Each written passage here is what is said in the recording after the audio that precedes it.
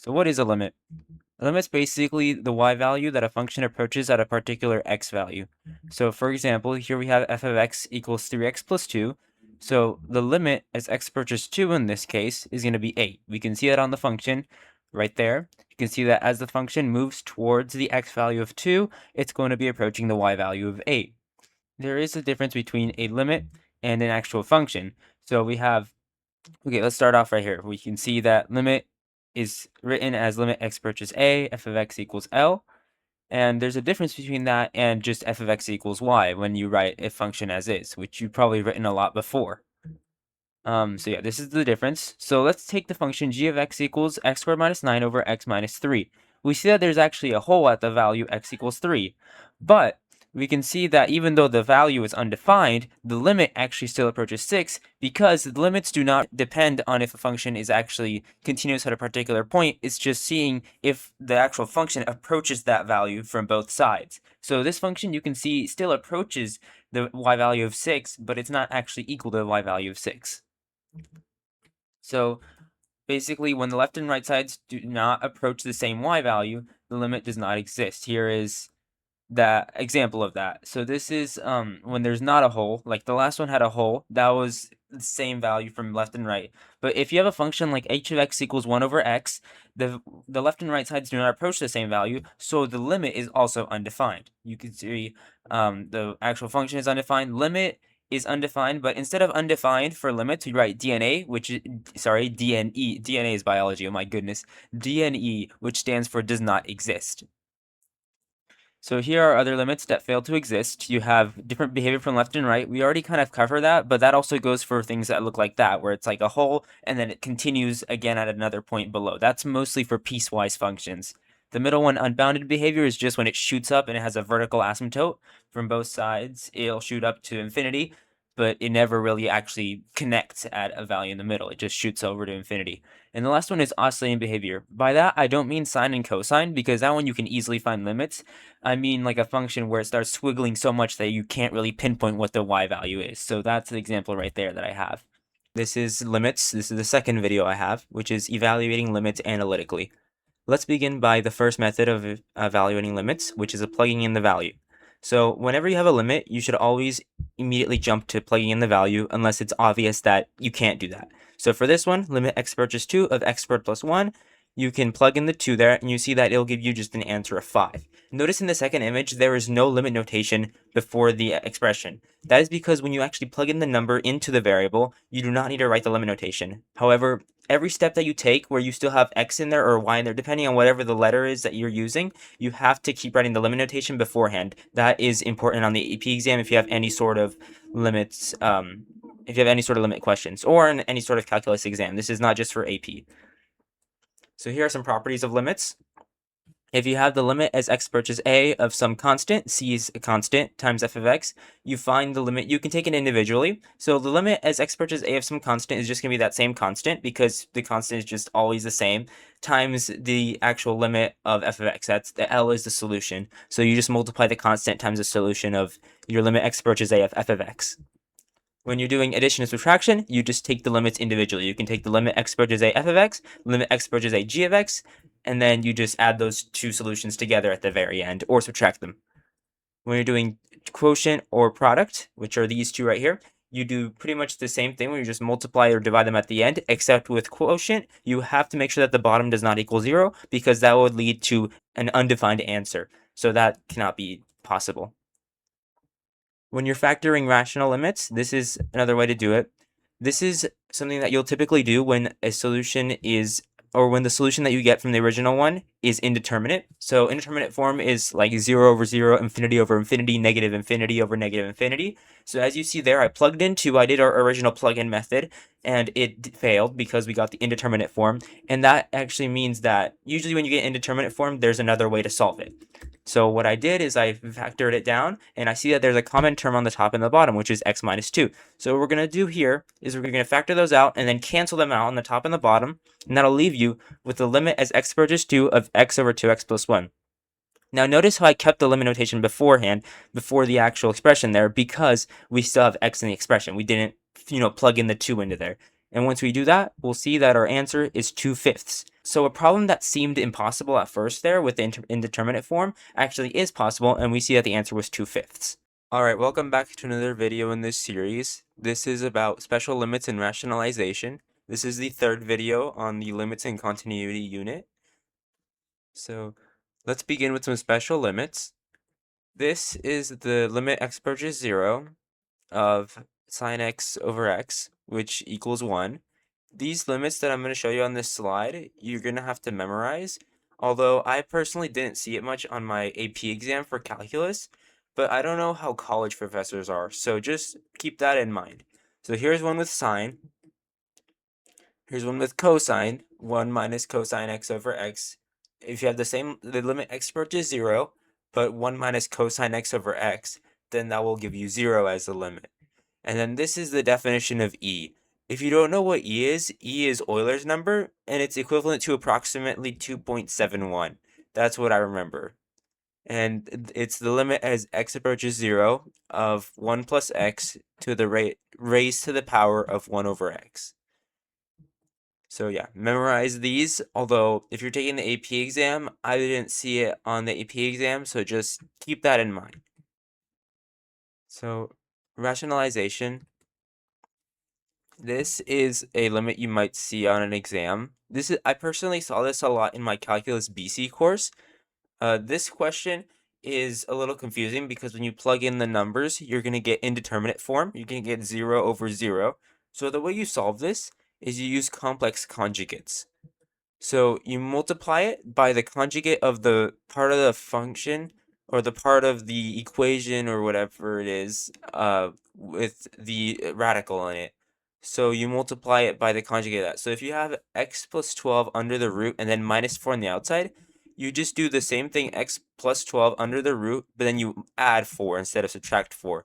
That way, the top cancels out and ends up canceling out the root, and you're left with x plus 12 minus 16. So basically just the inside of the root left clean, and then you just multiply together the last two numbers. So that's -4 and a 4, which combine into a -16. And then the bottom just stays the same. The ultimate goal of this is to be able to factor out something. Because see right there, you're left with x minus 4 on the top, and you have an x minus 4 on the bottom. So then you can cancel those two out, and then you're left with something like this. Now this you can solve. You can plug in the 4 into the bottom, and you're left with 1/8. So this is how you do these types of questions. They look a little scary at first, but this is how you would solve it. And finally, here's the squeeze theorem. If you have three functions, let's say h of x, f of x, and g of x, which are existing and which are continuous on open interval containing c. C is our just a way to say our x value. Let's say that h of x and g of x, the limit as x approaches c for both of these is equal to some y value L, and it's equivalent. So, and as we see above, h of x is the bottom and g of x is the top. F of x must squeeze between them. So that means that the limit as x approaches c for f of x is also going to be L, that same y value, because f of x has to squeeze between the two graphs, and since the two graphs already go to that same y value, then f of x has to go to that same y value too in order to fulfill the squeeze theorem. Alright, welcome back. This is our fourth video in our first unit. The unit is limits. This particular video is about continuity. So let's begin with establishing what continuity is. Continuity is the idea that at x equals some point c, there is no interruption in the graph of f. So ideally, what a continuous function would look like is this. There's no interruption there. You see that it just nice and smoothly moves across, and you can see that even as it passes across C, it's going to be just smoothly going with nothing. No holes, no asymptotes, none of that. I pronounced asymptotes weirdly there, but no asymptotes, none of that. It's just nice and smoothly across C.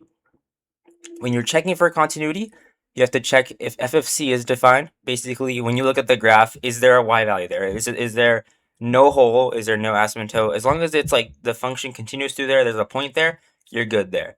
2, you have to check that the limit as x approaches c exists. So does the function approach that point?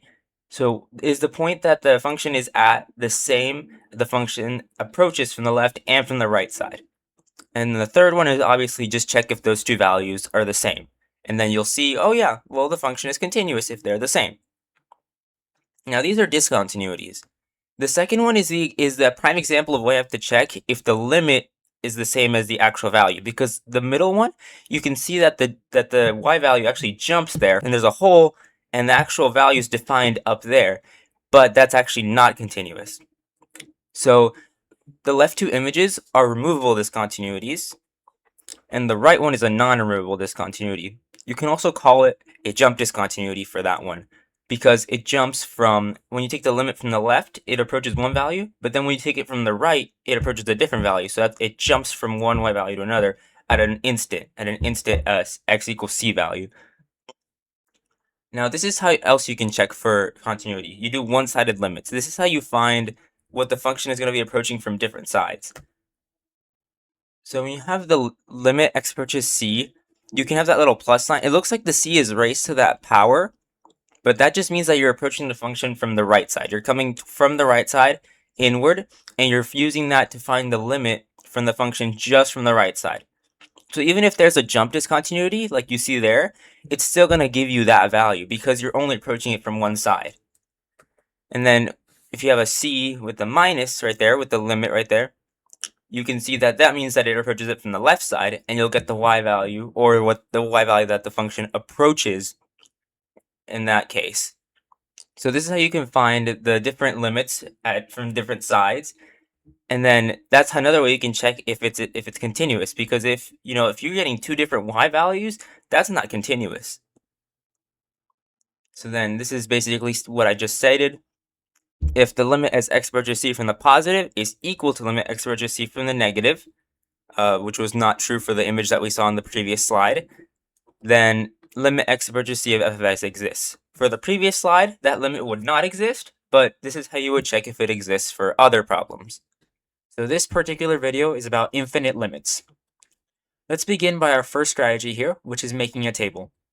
If you have a function such as this, where f of x is equal to 3 over x minus 2, and you're having trouble finding the limit as x approaches 2 for this, because you see that it makes the bottom 0, and if you have an image of it, you can see that the graph kind of looks like that. It's really weird, but most likely you will not have an image. So our best strategy here is to make a table. Plug in these values like this into the function and see what it gives you. As you can see here, the function approaches completely different values from both ends of 2. At 1.999, it's about negative 3,000, but at 2.001, it's positive 3,000. This means that the values that are being approached from both sides are completely different, and therefore, this limit does not exist. Here's some stuff about vertical asymptotes.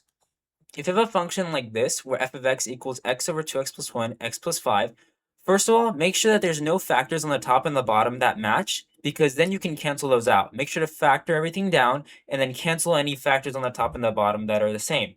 If you can cancel a factor, that factor is a hole in the function, and that is called a removable discontinuity. Now, whatever makes the bottom 0 after you cancel everything, that would be a vertical asymptote, which is a non-removable discontinuity. That is the difference between those two. So in this case, x equals 1/2 and x equals negative 5 are both vertical asymptotes and also non-removable discontinuities. Here's some stuff about horizontal asymptotes. Basically, you just set the limit as x approaches infinity of f of x, and L would give you the horizontal asymptote if there is one. And finally, this is how you take the limits at infinity when you're trying to find a horizontal asymptote. There are basically three main ways. If the degree of the top is greater than the degree on the bottom, degree is basically just the greatest power that an x is raised to on the top or the bottom, or whatever letter it is. It could be any letter, but whatever the greatest number that it's raised to is. So here you see that the top is 5 is the greatest, and the bottom 4 is the greatest. So if the top is greater, then it's infinity. If the bottom is greater, then it typically will be 0. Now, if the powers are the same, you take the coefficient next to the greatest degree and you make it into a fraction. So no matter what else is being added on the top or bottom, you just keep the coefficients of the two with the greatest degree. And if that degree is the same, then you do this. So that becomes 3/2 for this case. Thank you.